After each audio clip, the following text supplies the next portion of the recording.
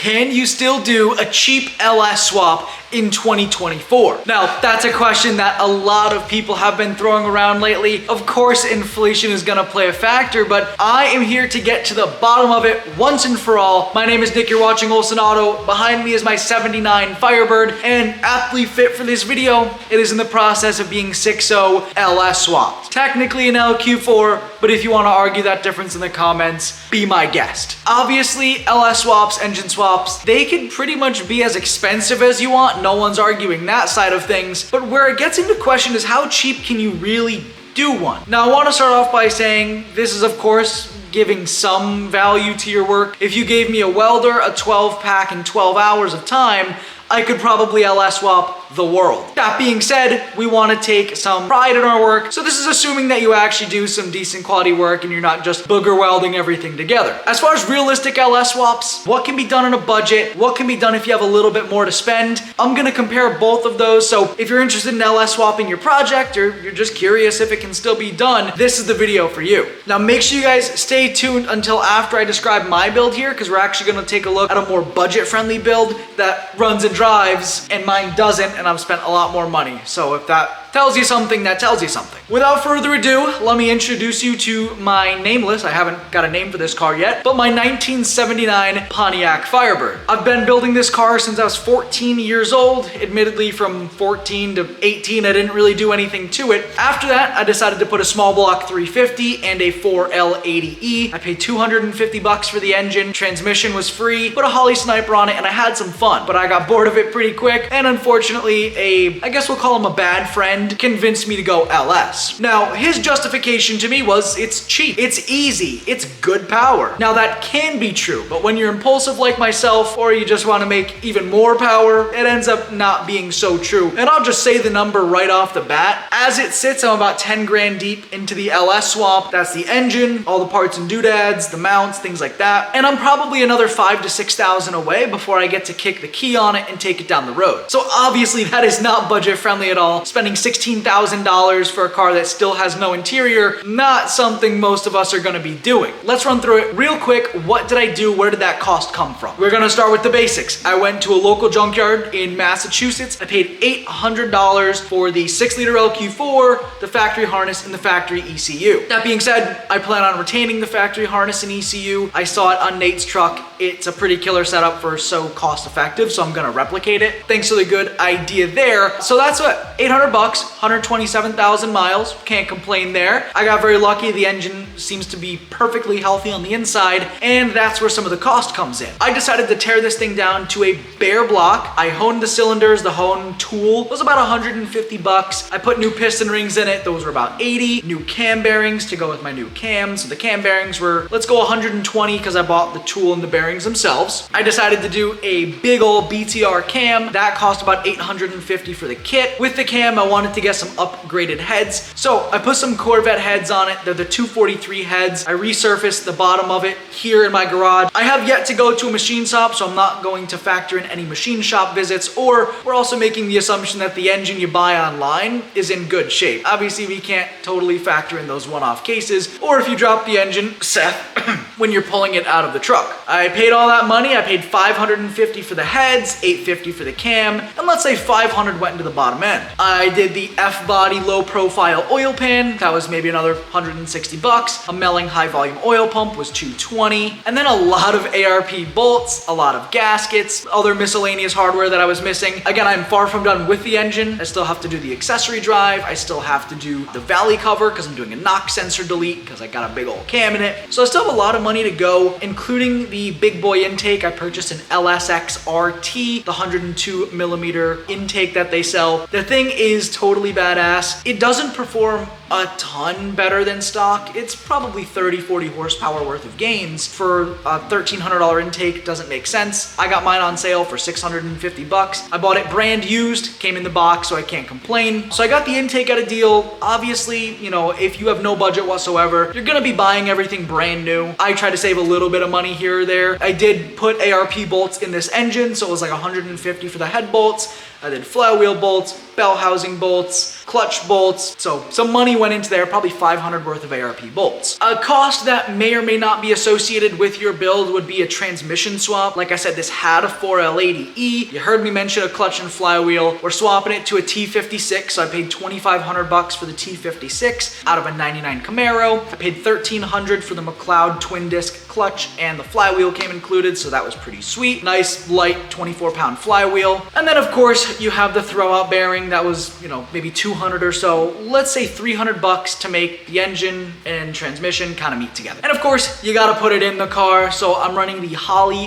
Blackheart hooker, or the Holley hooker Blackheart LS swap kit to put an LS and a T56 in the Firebird. That is a big factor to consider for your LS swap. If your car's not commonly LS swapped, like a 79 Firebird, there's probably 100 of them in my state alone that have been LS swapped at least. So there's tons of kits, there's tons of support, there's forums, people have done it a bunch. If you have a really weird one-off car, you may have to spend a bit more time and money manufacturing your own parts, making custom engine mounts, so that's something to think about for sure. So all in all, to get the car as you see it now, which technically the way you're seeing it is a little bit of a teaser for my next Firebird video. You'll see that in 2 weeks. As you see it now, with the engine, the big intake, all mounted up into the car with the transmission, the clutch, all that stuff, it's cost me right around $10,000. So I still need to get a throttle body, injectors, all the front accessories, a drive shaft, a full exhaust system, modify my fuel lines a little bit, modify the harness and ECU. So that's kind of the quick gist of it. All in all, this build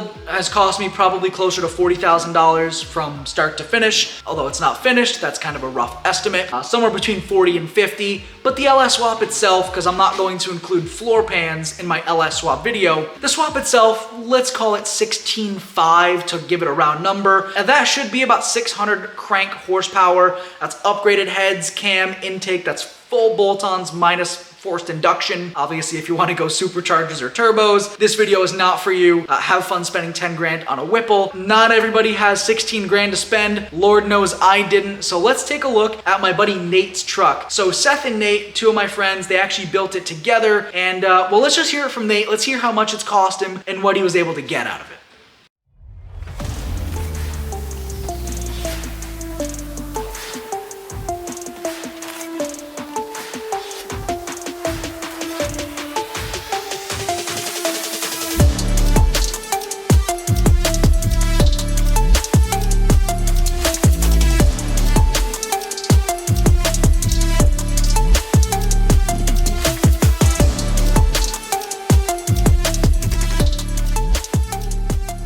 What's up guys, my name's Nate. This is my 1987 D21 hardbody with a 4.8 LS swap in it. Alright, so this is actually sort of my first car. Bought it when I was in high school, like 9 years ago. Originally just had the KA24, blew it up 2017. Me and some buddies swapped a 1UZ into it. It was 1UZ swapped for 4 or 5 years. Kept blowing motors. Was gonna part out the car and get rid of everything. And my buddy Seth convinced me to just LS swap it. That's what we did. Tried doing this completely as cheap as possible. Went 4.8 because picked up the motor and trans for 400 bucks from a buddy. Basically did nothing to the motor. Bone stock, dressed it up, basically just changed everything that was on it because it was all rusty and shit. The only custom thing I suppose you could say, this very haggard intake and the shaved stock manifold, which I only did to fit under the hood. It does have some sweet Amazon headers that don't sound too bad, but really that's about it. All the fuel lines, brake lines, everything's all redone in the truck. Still running the factory KA24 radiator, keeps her cool. Just the custom exhaust still, everything's all done. It's 4-link coilover setup in the rear, fuel cell. So this was a junkyard truck. We obviously replaced the coil packs, replaced the spark plugs, kept the stock fuel rails, which we eventually want to go billet just because they look nicer. All relatively cheap, basically Amazon built. Cost effective, sure. Does it work? Sure. Will it work forever? Probably not. That's where the cost effectiveness kind of disappears. The shaving and the painting of the intake, probably 24 hours total. It wasn't very difficult to do. I wanted it to be as perfect as I could get it. So I mean, really just the analness to it. The whole entire like LS swap itself, maybe 2,500, maybe less. That's like ballpark figure. But I also had bought a few things that went away because they were just junk. So kind of like double purchase things. The most expensive part of it, pretty sure, was like the oil pan, because that has the F-body oil pan, because the truck pan sits way too low.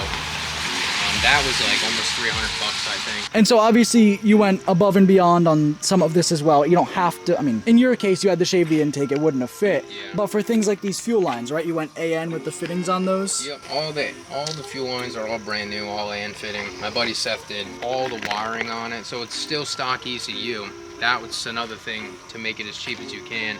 The 1UZ swap originally had the Mega Squirt in it, which was super complicated, knew nothing about it, couldn't touch it, couldn't work on it. My buddy Seth made that wiring harness too, but this is all basically just a turnkey 2001 Chevy Tahoe. Nice, so stock harness with a little bit of modification, but nothing you can't do with some tools. Stock ECU, stock rotating assembly. You did some coils, painted some stuff, did an accessory drive, some headers, and that was pretty much it. Yeah, like I said, it's not done yet. There's still some more to do. Gonna do something with the engine bay, not 100% sure yet. Obviously it needs tires. Basically the only thing on the entire truck that hasn't been touched is just the front suspension. It's still torsion bar suspension. We want to do coilovers. If you had to go and LS swap this truck again, given what you've spent and your knowledge with the process, would you have done it differently at all? If I had a little bit more of a budget, I would have done a manual trans. But like I said, trying to keep it cheap and just trying to make it drivable because I kept blowing 1UZs. I really haven't driven the truck much in the last almost 4 years, and it used to be my daily. So we went 4L60E, which obviously is not the world's favorite transmission. At some point it'll get a manual, and obviously they're expensive, especially now. That would be the only thing I think I would have changed. I like the 4.8 because I like being the underdog. I like doing things that are different. Most people just like always go for a 5.3 or 6.0. You got some against 6.0s? Yeah, maybe I do. I like the little baby ones, slap a turbo on it someday. Nice. Well, let's start this thing up and let's hear it.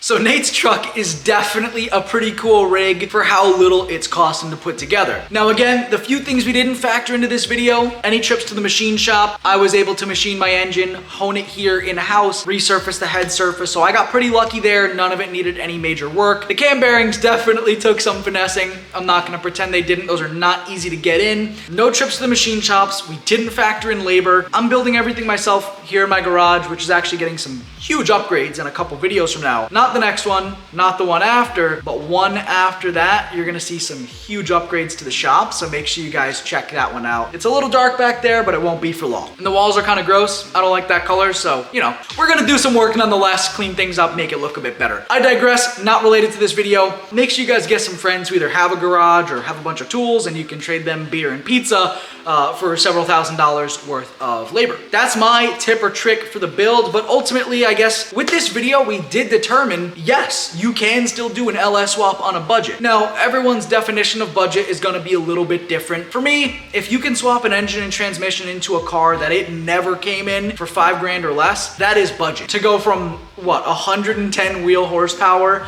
out of a KA24 to maybe 300 wheel, 250, 300 wheel out of an LS for $3,000, and that's not even really cutting any corners. That's a full accessory drive kit, belt, new plugs, coils, shaving the intake, painting some things, stainless exhaust with a MagnaFlow muffler. A seriously well-built truck was only about 3,000 bucks to put together. So you definitely can still LS swap on a budget. You just need to determine where your priorities are. But I think we've answered the question. Whether your budget's 3,000 or 30,000, you can still do an LS swap. How far you go with that is up to you, right? If you want to build the biggest, baddest LS, you're probably not watching this video. If you just want to have a cheap running driving V8, it can definitely be done. So if anybody has any questions about Nate's build or how he did it on such a budget, please feel free to throw it in the comments below. I'll be happy to ask him myself and relay that information. If you're curious about any of the specific parts that I've purchased from my build, I actually have the full build list in the description below. All the parts and prices for what I've purchased is right down there. So just go ahead and click through it.